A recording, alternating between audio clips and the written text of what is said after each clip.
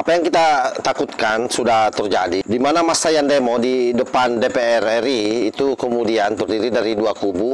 Ada yang pro terhadap demo pemakzulan Pak Jokowi dan ada yang kontra.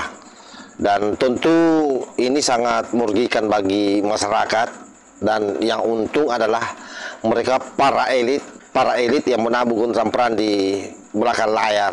Karena itu saya kira Pak Anies Baswedan dengan Pak Ganjar Pranowo, kalau ada apa-apa, ada situasi yang sangat buruk terjadi di negara kita, efek dari kejadian ini, maka Anda berdua yang harus bertanggung jawab.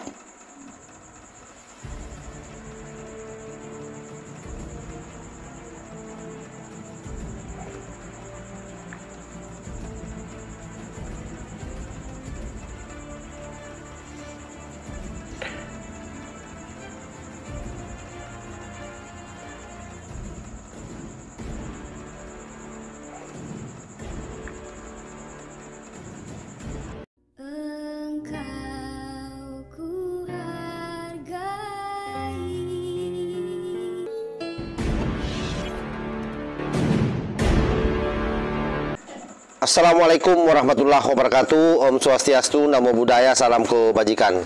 Kembali bersama 9.0 TV dari Buta Panditalopi Kabupaten Bulukumba.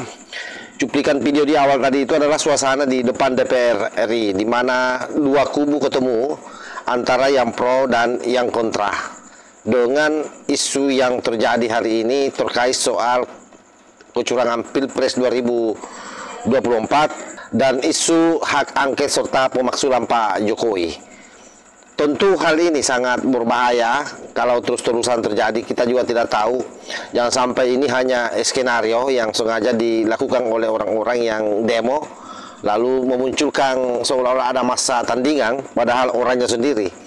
Ini tentu akan terseleksi ke depan, karena biasanya dalam satu gerakan itu sebodoh-bodohnya orang tidak akan pernah mampu mempertemukan antara dua massa pro dan yang kontra pada satu titik, sehingga ini sangat mencurigakan sebenarnya. Boleh jadi orang-orang yang datang ini yang pro dengan pemerintah ini jangan sampai juga by design, tetapi kita lihat dulu bagaimana prosesnya ke depan. Coba kita simak secara seksama bagaimana situasi yang terjadi di sana.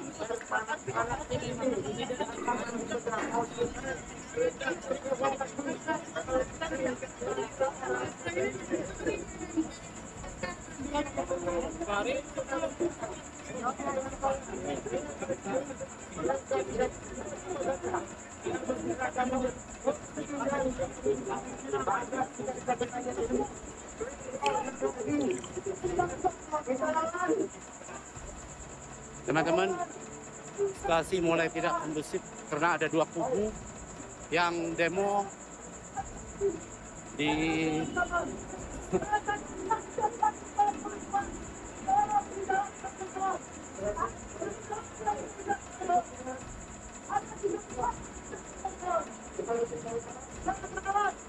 ini demo sudah dibentur.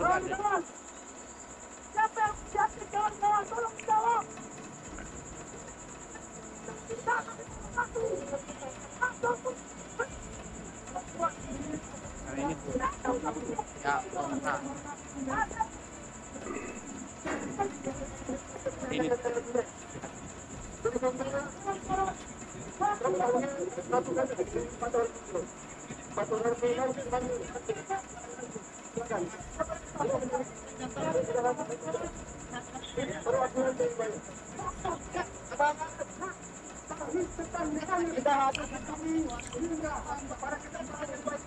tidak hadir di sini adalah rakyat Indonesia. Rakyat Indonesia, siapapun boleh hadir di sini. Siapapun boleh hadir di sini. Gedung ini adalah milik rakyat Indonesia. Sepakat semuanya. Sepakat. Dibangun oleh uang rakyat. Maka kami hadir di sini sebagai bangsa dan anak bangsa. Jaga Jakarta, jaga Indonesia. Kami berkomitmen sejak sebelum pemilu maupun sesudah pemilu, kita akan mengawal bahwa demokrasi akan berjalan dengan aman, tertib, dan transparan. Kawan-kawanku sekalian yang hadir di sini, kami menyuarakan aspirasi yang juga adalah bagian dari komponen anak bangsa. Siapapun boleh berhak menyampaikan apa yang menjadi aspirasi. Kami hadir di sini. Kami katakan, kami ingin Jakarta aman, damai, dan tentram. Adapun yang selama ini terjadi setelah 14 Februari, biarkan itu bergulir secara konstitusional. Jangan ada gerakan-gerakan inkonstitusional. Apa yang menjadi tuntutan dengan hak angket, silakan sampaikan secara pokoknya nggak ada di yang berlaku di negara ini. nggak Teman-teman sekalian, hak angket dalam tatanan negara Republik Indonesia. Yang jadi pertanyaan, apa yang menjadi konsepsi dari hak angket tersebut? Terkait dengan sengketa pemilu, terkait dengan adanya kecurangan ataupun inilah kecurangan. Kita berada di tengah-tengah dua kubu, di antara dua kubu. Yang satu kubu yang pro, satu yang kontra sama pemerintah. Adapun terkait dengan selisih hasil suara bisa disampaikan melalui Mahkamah Konstitusi. Ini adalah jalur-jalur yang formal, yang konstitusional.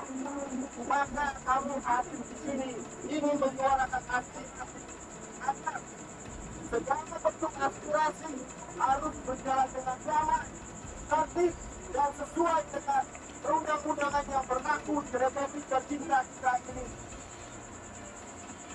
Teman-teman sekalian, yang jadi pertanyaan adalah apakah hak angket ini akan ujungnya adalah pemakzulan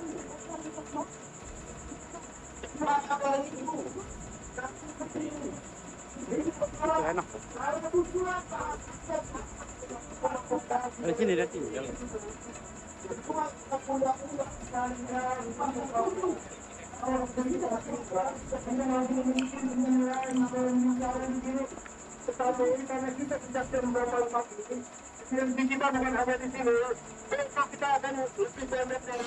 Oke, saya kira jelas ya, kita sudah menyaksikan bagaimana suasana terjadi, memang bentrokan di sana, terjadi percekcokan dan polisi sampai kemudian sangat sibuk bagaimana melurai kedua massa aksi yang pro dan kontra. Hal ini tentu sangat merugikan masyarakat. Sekali lagi bahwa ini sangat merugikan masyarakat kalau benar-benar massa yang datang ini adalah massa yang pro dengan pemerintah, dalam arti yang kontra dengan yang demo sebelumnya. Tapi boleh jadi ini juga hanya by design. Jadi sekali lagi ini by design, yang kontra sendiri yang mendatangkan yang pro supaya kelihatan bahwa terjadi huru-hara, dan ini juga memancing orang untuk kemudian banyak yang akan bisa terlibat ke depan pada saat misalnya aksi-aksi selanjutnya, dengan satu asumsi bahwa berbahaya kalau hanya sedikit, karena bisa-bisa massa yang pro dengan pemerintah akan datang lagi yang jumlahnya saya kira jauh lebih besar. Karena itu sahabat-sahabat sekalian, tentu kejadian ini kita berharap betul-betul ini hanya by design mereka. Karena kalau betul-betul masa pro Pak Jokowi yang datang yang begitu besar, maka pasti semua ini akan digulung. Karena ini berapa sih jumlahnya yang berteriak soal pemaksulan Pak Jokowi, soal pilpres yang curang. Ini kan jumlahnya hanya secuil bila dibandingkan dengan yang pro dengan pemerintahan hari ini, yang pro dengan Pak Jokowi. Karena itu sekali lagi saya sampaikan bahwa orang-orang yang berada di belakang layar ini, para broker-broker politik yang selalu memainkan massa agar menghentikan ini semua. Ingat bahwa ini demi Indonesia dan kita berharap aparat kepolisian jauh lebih sigap. Betul-betul bagaimana supaya orang-orang yang aksi yang kira-kira berpotensi akan merusak disintegrasi bangsa, yang memicu bentrokan, yang memicu perusakan, itu harus ditindak dengan tegas, sehingga betul-betul orang yang melaksanakan demo di sana hanya sekedar demo saja, sekedar menyalurkan aspirasi, sekalipun aspirasi sampah menurut saya, karena cenderung memaksakan sesuatu yang sesungguhnya itu sangat tidak masuk di akal. Kalau kemudian tuduhan pilpres ini diarahkan ke Pak Jokowi sampai kemudian pada mendorong hak angket dan pemaksulan presiden. Demikian yang saya sampaikan. Wallahul muwaffiq ila aqwamit thoriq. Wassalamualaikum warahmatullahi wabarakatuh.